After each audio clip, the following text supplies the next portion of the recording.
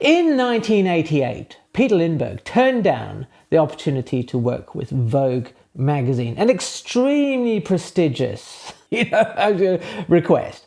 And they said, "Well, why?" And he said, "Look, I want to photograph strong, independent women, and really the models and stuff that I'm seeing, they're not. That's not me." So I said, "Okay, fine, all right. Photograph what you want." So he arranged to go down to a beach in Santa Monica, and he'd asked the fashion editor, "Look, I just want white shirts, no makeup, we're not going to any retouching, none of this, right? Just bring the models and the white shirts, and we're all good."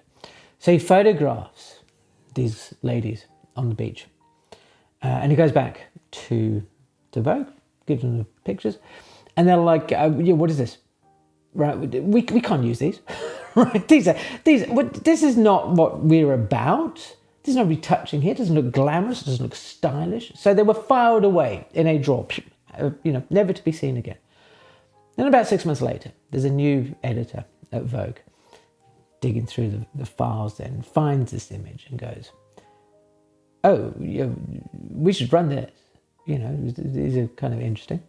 So they run the image. A couple of years later, in Vogue's 100 years of Vogue, they named that image the most important fashion image of the 1980s. It made the careers of those ladies, Linda Evangelista, Kirsty Turlington, the whole shoot match.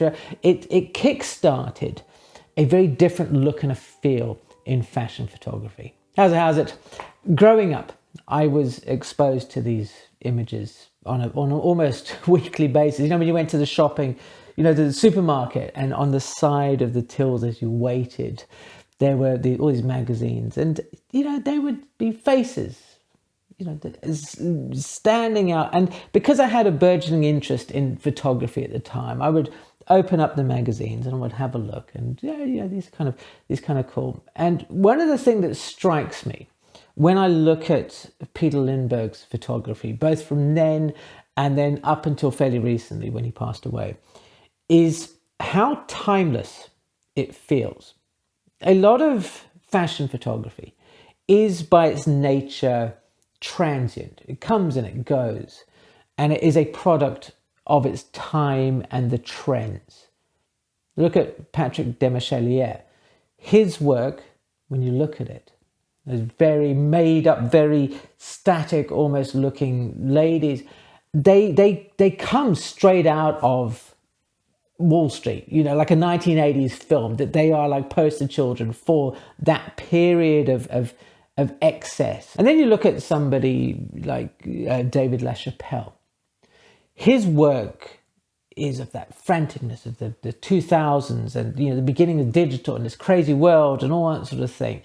And I wonder, in both of those respects, when looking at those photographers, that in 20, 30, 40, 50 years' time, that you would look back and still say, that feels contemporary. Because I certainly do when I look at Peter Lindbergh's work. Even though those images from 1988, all of that period of the late 80s, early 90s, they feel like, if you were to see them today for the first time, as some of you may no doubt be, that they feel fresh, they feel current. And I feel, I'm going to use the word feel a lot in this video, that the reason for this is because there are echoes of the greats who went before Peter in his work.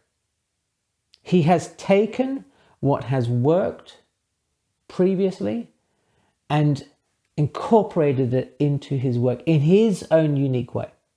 In the history of fashion photography, there are names that stick out and rise above the surface, and Richard Avedon is one of those. Irving Penn is another.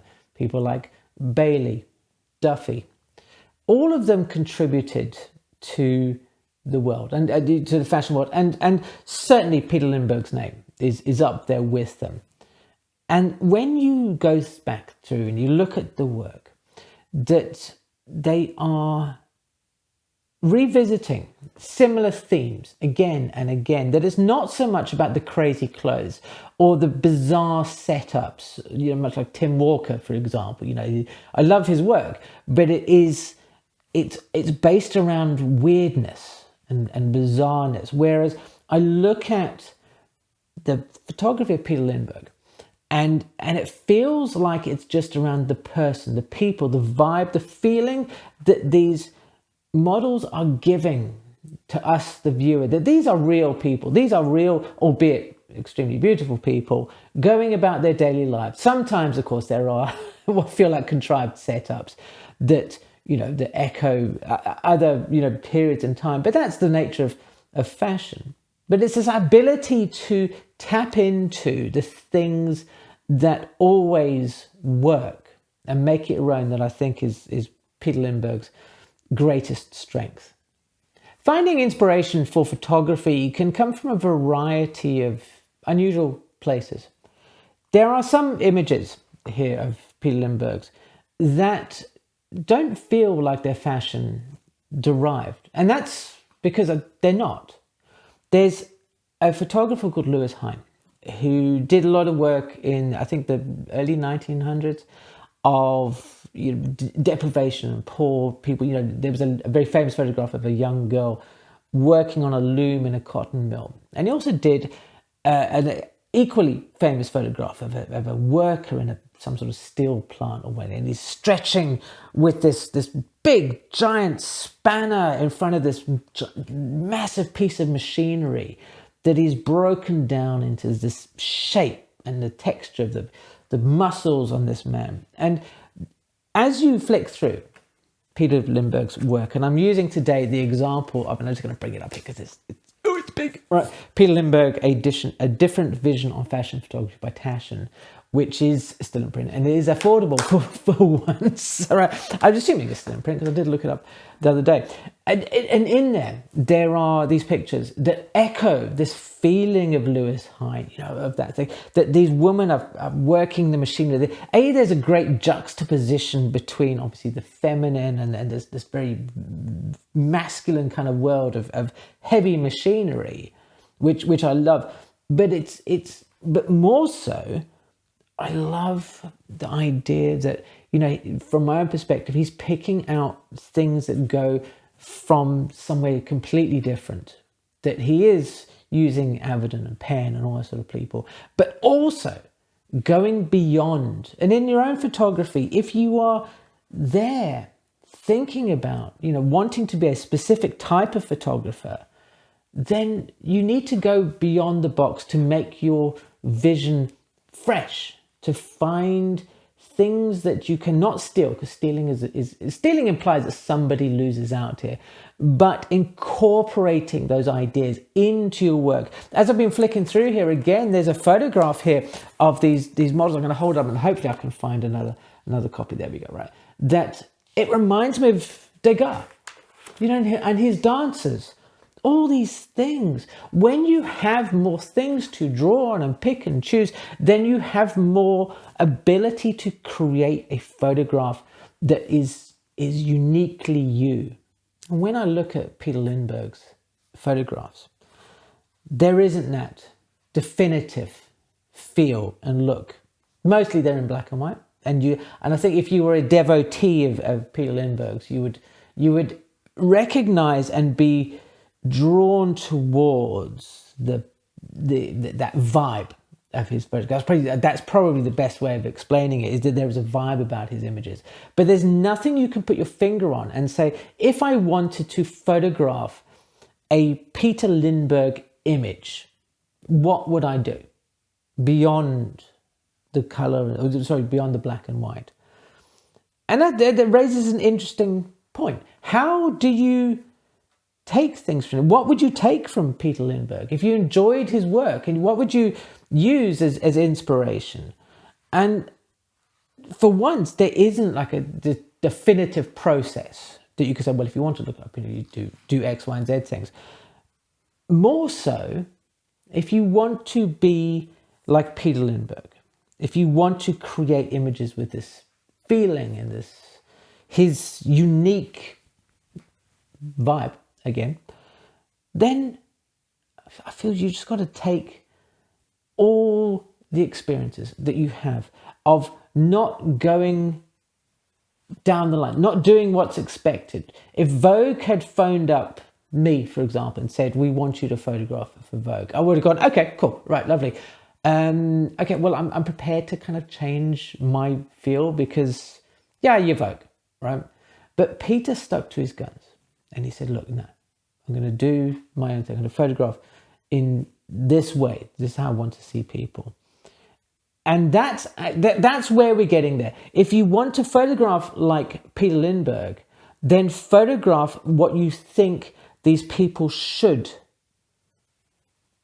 be represented like. You know, these women, I look at all the photographs in here and there isn't a single one where, both male or female, where I feel like this is simply a mannequin that has been dressed up, that has been, you know, coiffured and you know, having faces put on and then just stood in front of the camera. These feel, even though sometimes the setups can be a little bit strange, that they're real people. That's what Peter Lindbergh is getting at, that all these people feel realistic.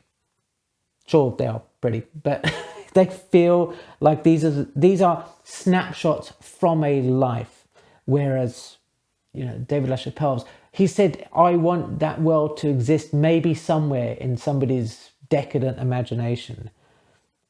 But there's a naturalness about these photographs. There's an honesty, just a kind of a not caring too much, which sounds like a bad thing to say, but it's not that. It's not that he doesn't care. It's more like these are photographs that are just working for him, working how they feel like, you know, that they do their thing. Even with, there's a photograph here of 3 models, like Linda Evangelista, and, you know, she crops up everywhere in these images. Now they look a bit modelly and things like that, but this could be like an August Sander image. Wow, you know, these are, so you see all these influences are coming in to Peter Lindbergh. There's this machinery thing again. I keep saying, here's another image that smacks of August Sander and his guys. There we go. Hopefully I can find a copy of this online. That, you know, that August Sander picture of the men going off to the dance, which is a massively interesting backstory in of itself. I love looking at his work, and this is one of the joys of books, is to go through and just check them out, to see what beautiful inspiration you can get. I have some portrait photography coming up soon, and I'm looking at the work that's here and thinking, do you know what? There's some ideas here that I would like to try out, to give a feel to. And I feel inspired. And I hope you have too, looking at this work, that you're inspired to go off and either take some more pictures or look at more of Peter Lindbergh's work. If you have enjoyed this video, and I certainly hope you have, then please do consider subscribing to the channel. To check out some of David LaChapelle's work, look at this video here. Thank you ever so much for watching, and I will see you again soon.